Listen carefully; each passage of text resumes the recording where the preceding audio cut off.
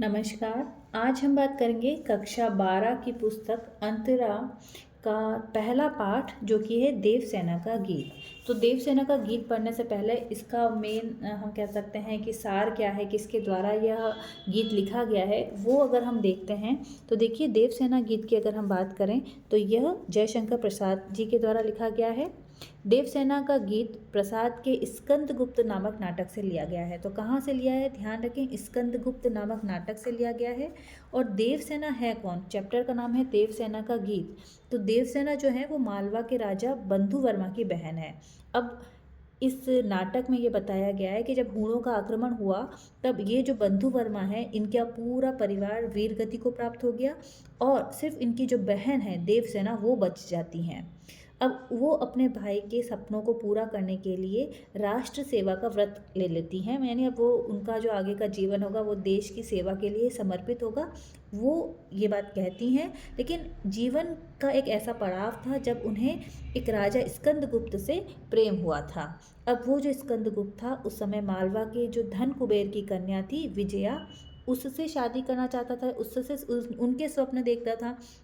लेकिन अब जीवन के अंतिम मोड़ पर स्कंदगुप्त जो है वो वापस देवसेना को पाना चाहता है, लेकिन अब देवसेना जो है वो मना कर देती है और स्कंदगुप्त बहुत अनुनय विनय भी करते हैं, लेकिन जो देवसेना है वो तैयार नहीं होती है। और तब स्कंदगुप्त तो आजीवन कुंवारा रहने का व्रत लेता है और उधर देवसेना कहती है कि अब जो हृदय की कोमल कल्पना है बल्कि अब वापस शादी होगी मेरी और मैं बहुत सुख से रहूँगी और एक अच्छा जीवन यापन होगा, तो ये जो हृदय की कोमल कल्पनाएं हैं वो सो जाएं। जीवन में जिसकी संभावनाएं नहीं, जिसे द्वार पर आए हुए लौटा दिया था, उसके लिए पुकार मचाना क्या तेरे लिए अच्छी बात है। तो आज जीवन के भावी सुख, आशा और आकांक्षा सबसे मैं विदा लेती हूँ, ऐसा जो है देवसेना जो है गा रही हैं, ऐसा इस नाटक में बताया गया है। और तब ये गीत शुरू होता है कि आह वेदना मिली विदाई। तो यहाँ पर देवसेना जो है वो अपने जो जीवन के जो वेदनामय क्षण थे, जो अनुभव थे, दुखमय क्षणों को याद कर रही है। और अब जब उनका यौवन समाप्त हो गया है, वो वृद्धावस्था में आ गई हैं, तब अपनी पुरानी चीज़ों को याद करके वो थोड़ी दुखी भी हो रही हैं। तो ये गीत इससे संबंधित है। तो अब हम शुरू करते हैं देवसेना का गीत। आह वेदना मिली विदाई। तो यहाँ पे देखो कुछ शब्द हैं, जैसे वेदना, वेदना का अर्थ होता है दुख या पीड़ा। मैंने भ्रमवश जीवन संचित, भ्रमवश का मतलब होता है भ्रम के कारण, संचित मतलब एकत्रित, मधुकरियों की भीख लुटाई। छल छल थे संध्या के श्रमकण, आंसू से गिरते थे प्रतिक्षण, प्रतिक्षण यानी हर समय हर पल। मेरी यात्रा पर लेती थी नीरवता यानी खामोशी, अनंत अंगड़ाई, अनंत यानी अंतहीन अंगड़ाई। ओके, तो सबसे पहला जो ये प्रसंग है इसकी अगर हम व्याख्या करते हैं तो देखिए, अगर सामान्य अगर हम अर्थ देखें तो वो ये इस प्रकार से होगा कि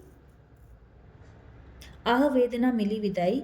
स्कंदगुप्त का प्रणय निवेदन ठुकराने के बाद देवसेना अपने हृदय की पीड़ा को अभिव्यक्त करती हैं और वह अपने जीवन के भावी सुखों से विदा लेती हैं। ठीक है, क्योंकि उन्होंने मना कर दिया तो उन्हें पता है कि अब जीवन में कोई आशा, आकांक्षा या भावी सुख नहीं आएगा, तो वो कहती है कि मैं अब इन सब से विदा लेती हूँ। इस विदाई से हृदय को कष्ट हो रहा है, ठीक है ना।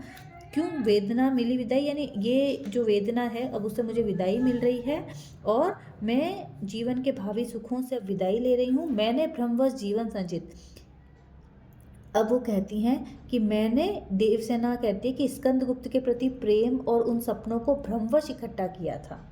मैंने भ्रमवश जीवन संचित मध्यकरियों की भीख लुटाई, और ये कहकर वो उन्हें वापस लुटा रही हैं, यानी अब वो जो भ्रम अपने दिमाग में लेकर बैठी थी, भावी सुख की, आशा की, उनसे वो विदाई लेती हैं और वो कहना चाहती हैं कि मैंने भ्रम में पड़कर जीवन भर स्कंदगुप्त से प्यार किया, सारी एकत्रित अभिलाषा रूपी भिक्षा को लुटा दिया था, लेकिन अब वो जो है इन सब चीज़ों से मुक्ति पाना चाहती हैं।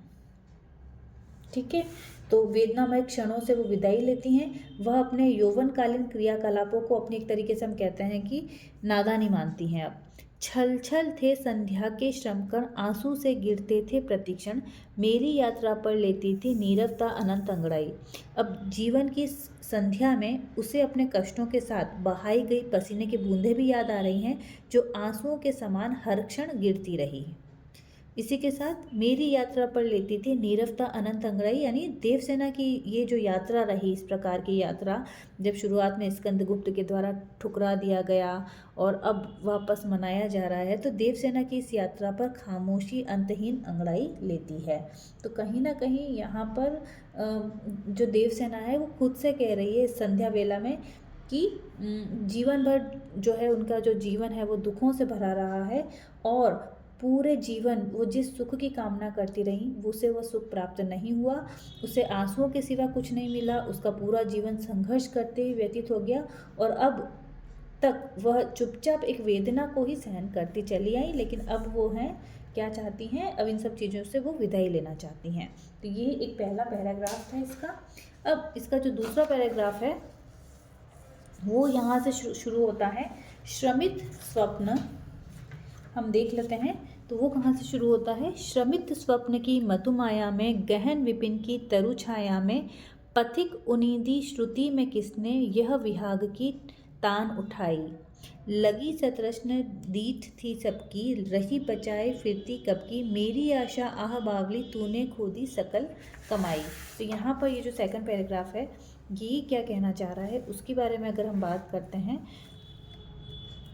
तो देखिए, श्रमित स्वप्न की मधुमाया में अर्थात जीवन के अंतिम पड़ाव पर स्कंदगुप्त का प्रणय निवेदन उन्हें कैसा लग रहा है, जैसे कोई पथिक थककर पेड़ की छाया में विश्राम कर रहा हो और उसे उनिंदी दिशा में कोई मधुर राग सुनाई पड़ जाए।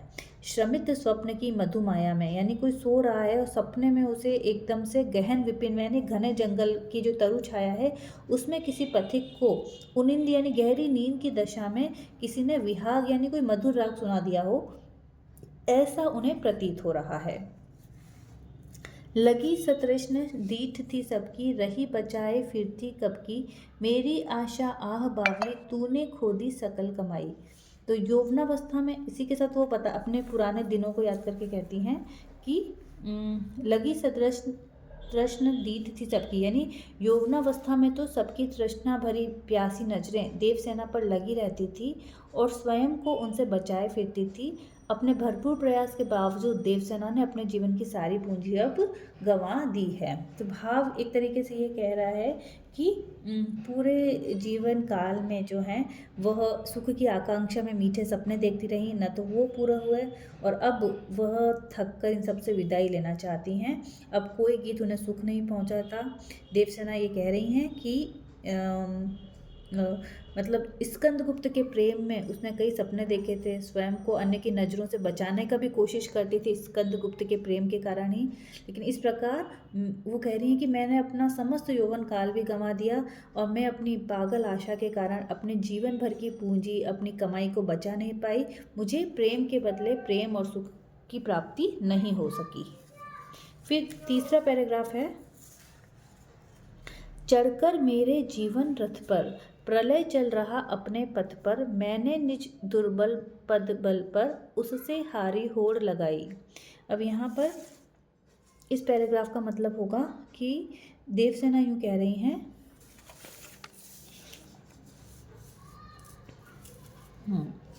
देवसेना क्या कहती हैं इसमें कि देवसेना का जो जीवन रूपी रथ है उस पर सवार होकर प्रलय अपने रास्ते से चला जा रहा है। यानी अब देवसेना खुद से कह रही हैं कि मेरे जीवन रूपी रथ पर सवार होकर प्रलय अपने रास्ते चल रहा है और मैं अपने दुर्बल पैरों के बल पर उस प्रलय से प्रतिस्पर्धा कर रही हूँ। यानी कहीं ना कहीं मैं उससे लड़ रही हूँ, मैं उससे प्रतिस्पर्धा कर रही हूँ, जबकि मुझे पता है कि जो जीवन रूपी प्रलय है उससे मैं जीत नहीं पाऊँगी। तो प्रतिस्पर्धा कर रही हूँ जिसमें पता है उन्हें कि उनकी हार सुनिश्चित है। मैं अब तक हार की निश्चितता के बावजूद इस प्रलय से लोहा लेती रही हूँ। मुझे पता है कि मैं कमज़ोर हूँ, इस भारी विषम परिस्थिति से भी होड़ लगाई हुई हूँ। देवसेना को अप्रत्यक्ष रूप से अपने प्रिय को संबोधित करते हुए कह रही हैं कि अब ये अगला है, लौटा लो यह अपनी धाती, मेरी करुणा हाँ खाती। देवसेना क्या कहती हैं कि देवसेना अपने संसार को संबोधित करते हुए कहती हैं कि तुम इस धरोहर को वापस ले लो, अब इसे और नहीं संभाल सकेंगी। देवसेना की करुणा ही उसे कमज़ोर बना रही है और वह अपने मन की लाज तक को गंवा बैठी है, तो लौटा लो यह अपनी थाती, यानी अपनी जो धरोहर है उसे अब लौटा लो, मेरी करुणा हाहा खाती, यानी मेरी ही जो करुणा है वो मुझे कमज़ोर कर रही है, विश्व न संभलेगा यह मुझसे, मतलब अब मुझसे कुछ संभलेगा नहीं, और तो और मेरे मन की लाज जो है वो तक अब उसको तक संभालने में मैं असमर्थ हो गई हूँ। तो कहीं ना कहीं भाव ये है कि देवसेना अब जीवन संघर्ष से निराश हो चुकी हैं। अब तो प्रलय स्वयं देवसेना के जीवन रथ पर सवार है। अब वो अपनी दुर्बलताओं और हारने की निश्चितता के बावजूद प्रलय से लोहा ले रही हैं, और उनका पूरा जीवन इस संघर्ष में ही बीत गया है, और जीवन के अंतिम काल में वह इस वेदना को और देर तक संभालने में असमर्थ हैं, और इसी कारण उन्होंने यहाँ से शुरुआत करी है कि आह वेदना मिली विदाई। तो बहुत ही ये कह सकते हैं कि देवसेना की जो हम कह सकते हैं कि दुख का वर्णन यहाँ पर किया गया है, और बहुत ही वेदना के क्षणों के रूप में इसे जयशंकर प्रसाद के द्वारा बताया गया है। बहुत बहुत धन्यवाद।